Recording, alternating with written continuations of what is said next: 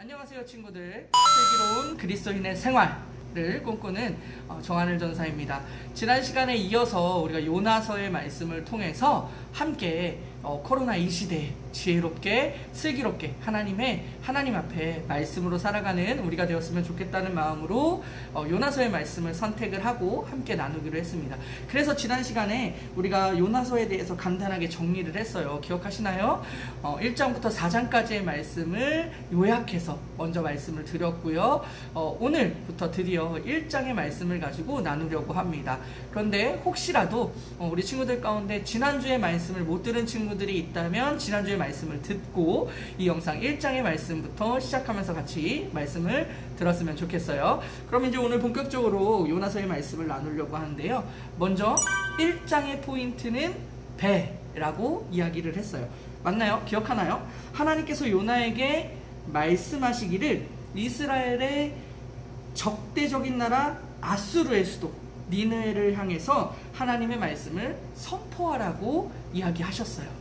근데 이 요나가 하나님이 보실 때 이 니느웨 성읍의 사람들이요 악함을 행하고 하나님의 말씀을 알려고 하지도 않고 하나님도 모르는 모습들로 악한 모습으로 살아가는 이 니느웨 사람들에게 하나님의 말씀을 선포하라 라고 요나 선지자를 통해서 하나님의 말씀을 하셨어요.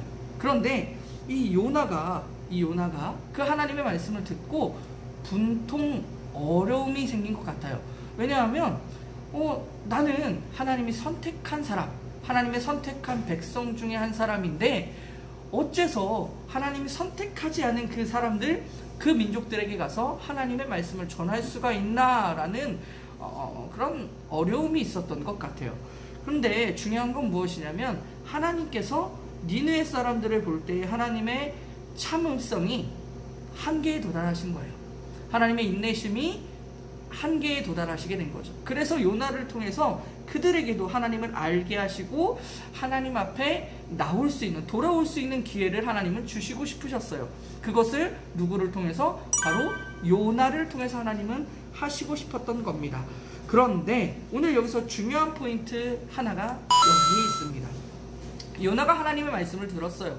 그런데 아까 이야기했던 것처럼 요나는 지금 마음속에 불편함이 있는 겁니다. 그러다 보니까 하나님의 말씀을 들었는데 그 일에 대해서 거부를 해버려요. 내가 아까도 이야기했죠? 유대 사람인데 하나님이 선택한 백성인데 저 아수르 니느웨 사람들은 아수르 니느웨 성읍의 사람들은 하나님이 선택하지도 않고 그리고 하나님이 누구신지도 제대로 모르는 그들에게 요나는 하나님의 말씀을 전하는 것이 복음을 전하는 것이 너무도 싫은 것입니다. 그래서 일부러 배싹을 주고 배의 값을 치르고 요나는 오히려 하나님이 가라고 한 땅, 여기 지도를 잠깐 참고해 주세요. 하나님이 가라고 했던 땅은 원래 니느웨, 아수르 땅의 이 니느웨라는 성읍이에요. 그런데 요나가 지금 가는 곳은 어디냐면 반대편, 배를 타고 반대편으로 갑니다. 아주 끝에 쪽으로 가버리는 거죠. 완전 떨어져 있는 그 거리로 요나가 출발해 버리는 거죠. 그러면서 이 배를 타고 아예 정반대 방향으로 요나가 가버립니다. 그런데 중요한 건 뭐냐면요, 요나가 직접 하나님의 말씀을 들었음에도 불구하고 배를 탈 돈을 주고 그리고 하나님의 말씀하신 반대 방향으로 간다는 거예요. 왜? 하나님의 말씀을 들었는데 내가 불편하기 때문에 그 말씀, 들은 말씀 알겠어요 라고는 할 수 있지만 중요한 것은 마음이 불편하니까 그렇게 하지 않는 거예요. 그러면서 요나가 반대 방향으로 출발해 버립니다. 말씀에서는요, 성경에서는 하나님의 말씀에 반대되어지는 것, 하나님의 말씀 가운데 순종하지 못하는 것, 이것을 우리는 실은 죄라고 이야기를 합니다. 우리 친구들 아마 교회를 다니면서 죄라는 이야기를 많이 들어봤을 거예요. 교회 다니면서 죄, 뭐 이렇게 자꾸 교회는 죄인이라고 얘기해. 특히나 요즘 같은 시대에는 그리스도인들이 야 니들이 죄인 아니야? 오히려 더 이런 말들을 많이 이야기를 듣습니다. 여러분 그리스도인이라고 해서 전부 다 모두가 죄인이 아닐까요? 아닙니다. 우리는 모두 다 죄인이에요. 그런데 하나님께서 우리에게 그 죄인된 자의 모습에서 구원해 주신 은혜가 우리 안에 있다는 겁니다. 여러분 꼭 그 사실을 기억하시고요. 중요한 거 다시 본론으로 들어와서 요나는요 오늘 하나님의 말씀을 듣고도 그에 따르지 않습니다. 실은 하나님의 말씀을 거부하는 것, 하나님의 말씀을 반대로 하는 것, 그리고 하나님의 말씀을 따라가지 않으려는 것, 이것을 성경에서는 죄라고 이야기하는 가장 근본적인 죄의 모습입니다. 아주 중요한 점이에요. 우리는 착한 일을 하고 때로는 뭐 착한 행동을 하고 나쁜 행동을 하지 않으면 도덕적으로 괜찮으면 괜찮다라고 여겨지지만 하나님의 말씀을 듣지 않는 것, 하나님의 말씀대로 살아가지 않는 것, 그것을 죄라고 이야기하는 것입니다. 근데 요나가 지금의 모습에서 하나님의 말씀을 전하는, 선포하는 사람 중에 한 사람임에도 불구하고 지금 이 요나의 행동은 어떻게 되냐면요, 하나님에 대해서 반기를 든과 동시에 죄를 짓는 것입니다. 죄를 짓는 것이에요. 여하튼 이런 속에서 요나는 배를 타고 다시스라는 곳을 향해서 떠납니다. 어떻게요? 자기의 돈을 직접 주고서라도 하나님의 말씀에 반대되는 방향으로 떠나버리는 거죠. 그런 도중 요나가 탄 배가 바다 가운데서 큰 폭풍을 만나게 됩니다. 폭풍을 배가 만났다는 것은 굉장히 생명에 위협적인 일이 생긴다는 얘기예요. 일전에 저희 아버지께서 고기잡이 배를 탄 적이 있으세요. 그래서 태평양 바다를 향해서 이렇게 출발해서 가는데 태평양 바다 쪽에 다다랐을 때에, 해협에 다다랐을 때에 폭풍을 만납니다. 폭풍을 만나서 파도가 배 안으로 들이칠 정도로 엄청나게 파도가 많이 친다는 거예요. 중요한 것은 무엇이냐면 그 속에서 느낀 것이 내가 살 수 있을까? 라는 위협을 느꼈다는 거예요. 배에서 폭풍을 만난다는 거, 우리가 태풍을 만난다는 것도, 일상생활에서 태풍을 만난다는 것도 정말 엄청난 재해로 이어지는 경우들이 많은데, 바다 한가운데서, 그것도 물 한가운데서 폭풍을 만났다. 이것은 거의 죽음과도 같은 일이죠. 근데 요나가 탄 배가 지금 다시스로 가는 길에 바다 한가운데서 어떤 일을 만났냐? 바로 이 폭풍을 만난 거예요. 폭풍. 엄청난 거죠, 실은. 그런데 이 폭풍으로 인해서 지금 어떤 상황까지 되면 배가 부서지기 직전까지 가버립니다. 그러니까 이 배 안에 있던 사람들이요, 할 수 있는 것이 무엇이 있겠어요? 파도는 미리치지, 바람은 불어오지, 아무것도 할 수 없었을 거예요. 지금 현대시대에 발달한 배의 기술로도 그 태풍을 어떻게 할 수 없었을 것인데, 이 오래전 시간 속에서 이 태풍을 만났던 배가 무슨 힘이 있겠어요? 그러니까 사람들이 할 수 있는 것은 무엇이냐면, 배에 타 있는 사람마다 각자 저마다 자기가 원하는 신에게 막 부르짖습니다. 기도합니다. 누구시니요? 어떤 신이요? 어떤 신이요? 어떤 신이요? 살려주세요, 살려주세요, 살려주세요 하다가 사람들이요, 살려주세요, 살려주세요 하다가 원인을 찾기 시작합니다.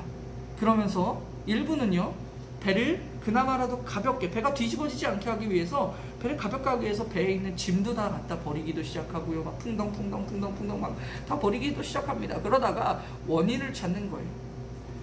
아니, 도대체 왜 이와 같은 일들이 일어난 거야?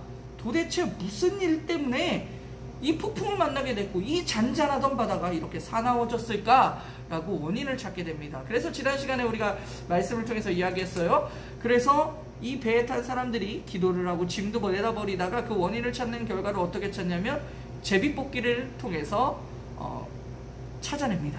그래서 제비뽑기를 했더니 그 결과 누가 나와요? 요나가 나오는 겁니다. 요나가. 근데 이 요나의 반응이, 그 요나가 나왔을 때 사람들의 반응이 참 재밌어요. 사람들의 반응이라기보다는 요나의 모습이 참으로 신기합니다. 사람들이요, 이 요나가 나온 것을 보고 요나를 찾습니다. 근데 아무리 찾아도 요나가 안 보이는 거예요. 그래서 사람들이 배 밑으로 내려가죠. 근데 정말 놀라운 사실은 바로 무엇이냐면, 요나가 배의 가장 밑부분에서 잠을 자고 있는 것입니다. 여러분, 태풍이 몰아치고 배가 뒤집히기 일보 직전에 배가 얼마나 흔들리겠어요. 그런데 요나가 지금 무엇을 하고 있냐면 배 가장 밑바닥에서 잠을 자고 있는 거예요. 기가 막히지 않습니까? 사람들이 제비뽑기를 해서 지금 요나 때문에 지금 이 폭풍이 일어났다라고 지금 여기고 있는 그 상황에서 요나를 찾으러 갔더니 정작 당사자는 뭘 하고 있어요? 잠을 자고 있는 거예요. 얼마나 황당하겠습니까? 그런데 여기서 우리가 알아야 할 것은, 아까 중요한 포인트가 있죠? 죄라고 이야기를 했었어요. 하나님의 말씀을 거부하는 요나의 모습을 통해서 그 모습이, 즉 그리스도인에게 또 사람들에게 무엇이 되어지냐? 하나님의 말씀을 따르지 않는 모습, 죄라고 이야기했어요. 여러분, 죄 가운데 있는 우리에게는요, 자꾸만 어떤 일들이 일어나면요, 무감각이라는 일들이 자꾸 일어나게 됩니다. 무감각, 좀 말이 어려울 수도 있어요. 죄에 대해서 느끼지 못하는 거예요. 예를 들면 학교에서 우리가 도덕책이나 부모님의 말씀을 통해서 남의 물건을 훔치면 안 돼 라고 배웠습니다. 그래서 실수로 내가 학교에 있다가 친구의 볼펜을 옆자리에 있는 게 내 볼펜인 줄 알고 가지고 오게 되었어요. 볼펜을 가져오게 되었단 말이죠. 근데 나는 모르고 가져왔어요. 근데 친구 입장에서는 이 행동을 뭐라고 생각하죠? 내 물건이 없어졌어, 누가 훔쳐갔어 라고 여기는 경우들이 있습니다. 나는 훔쳐간 게 아닌데, 도둑질은 잘못된 거지? 그래, 내가 친구에게 설명을 하고 이 볼펜을 돌려주면 되겠구나 하고 돌려줍니다. 그렇죠? 그러면 실은 나는 도둑질을 한 것은 아니지만 내가 도둑질이 되어버린 것 같아서 그것을 잘 이야기하고 풀어놓죠. 그렇죠? 네. 무엇을 이야기하는 거냐면 이겁니다. 처음에 물건을 이렇게 가져갈 때 우리는 들어서 압니다. 물건을 훔친 것은 나쁜 거구나. 책에서 배워요. 물건을 이렇게 하는 것은, 도둑질은 나쁜 것이구나. 그러면 결국에 하면 안 되는 거구나 라고 이야기를 합니다. 근데 왜 사람들이 자꾸 도둑질을 하게 될까요? 하다 보니까 이것이 잘못된 걸 알면서도 괜찮다라고 여기지기 시작합니다. 죄는 그렇게 되는 거예요. 그러면서 점점 상황에, 주변의 환경에 무감각해지는 거예요. 감각이 없어지는 거죠. 지금 요나는요, 생명이 왔다 갔다 하는 상황에서 어떤 상황이냐면 점점점 지금 무뎌지고 있는 거예요. 이 모습을 통해서, 하나님의 말씀을 따라가지 않는 모습을 통해서 실은 자꾸만 어떻게 되냐? 하나님과 멀어지는데 그 멀어지는 일들이 무감각해지는 거예요. 괜찮아. 나 그렇다고 해서 하나님 말씀 안 듣는 거 아니니까. 하나님의 말씀이 들려오면 그래, 내가 그대로 하면 되니까. 오케이. 괜찮아. 난 기도하니까. 나는 말씀을 읽으니까. 괜찮아. 나는 하나님이 부르신 선지자니까. 괜찮아. 나는 그리스도인이니까. 괜찮아. 나는 교회를 다니고 있으니까. 괜찮아. 여러분, 교회를 다니는 것이 중요한 게 아니라요, 내가 그리스도인이라고 말하는 것이 중요한 것이 아니라 내가 하나님과 정말 가까이 있는지가 중요한 것입니다. 요나는 하나님의 말씀과도 점점점 멀어져 있기도 한 모습이지만 그 모습의 결과가 무엇이냐? 상징적으로 보여주기도 하는 거예요. 하나님과의 관계에서 멀어진 자는 점점 어떻게 되어지는 것이냐? 무감각해진다라는 거예요. 특히나 무엇에 대해서? 죄에 대해서 무감각해진다라는 것을 이야기해 줍니다. 굉장히 아주 중요한 사실이에요. 우리 친구들, 이 코로나 기간 회집 예배, 우리가 모여서 드려지는 예배의 시간들이 멈춰졌을 때 우리 친구들 속으로 어떻게 생각하나요? 연습하는데 교회 안 가도 되고, 하나님 말씀 안 들어도 되고, 찬양 안 들어도 되고, 일주일 동안 아무 느낌 없이 혹시 그렇게 살아가고 있지는 않았습니까? 이렇게 하나님과 멀어지는 것에 대해서 무감각해 여겨지고 있는 것은 아닌가 하는 것입니다. 그런데 계속해서요, 쉽다고 편하다고 내가 좋은 대로 할 때는 좋습니다. 근데 중요한 게 무엇인지 아세요? 그렇게 하다 보면 어느 순간 불편해요. 교회 가는 게 눈치 보이고, 괜히 선생님이 물어볼까? 왜 이렇게 오랜만에 왔냐고 또 얘기하나? 괜히 내 양심에 찔리게 됩니다. 그러면서 점점점 멀어지죠. 놀라운 것은 비록 힘든 시간이지만 하나님의 말씀을 따라가고 순종하는 것은 쉽지 않습니다. 저도 그래요. 하나님의 말씀대로 살아가는 것이 너무도 어렵습니다. 그런데 하나님의 말씀 속에 있으면 생각도 힘들 때도 있고, 마음도 힘들 때도 있고, 몸도 힘들 때도 있어요. 그런데 중요한 사실은 바로 무엇이냐면 평안함이 있습니다. 이것이 바로 하나님께서 하나님의 말씀을 따라가는 자들에게 주시는 하나님의 사랑의 마음이고 은혜입니다.